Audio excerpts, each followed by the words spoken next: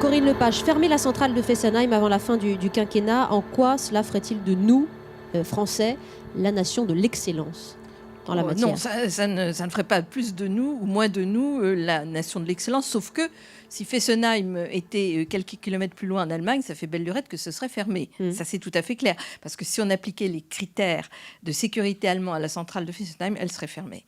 Voilà, mais en dehors de cela, Fessenheim est un symbole. D'abord, c'est un engagement du président de la République.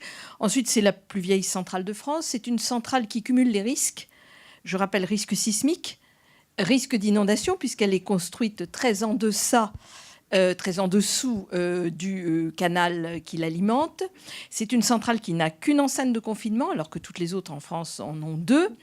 Et c'est une centrale qui a accumulé les incidents au cours des années passées. Je vous interromps là-dessus, c'est plus du tout un argument que met en avant François Hollande pour fermer cette centrale. Il ne parle plus d'insécurité, il ne parle plus de risque nucléaire, il dit simplement c'est dans l'engagement de la transition énergétique, basta. Oui, mais je ne suis pas tout à fait convaincue par cet argument, même si effectivement, je pense que le gouvernement s'est mis dans un corner il y a quelques années ou quelques mois, tout simplement pour la raison suivante.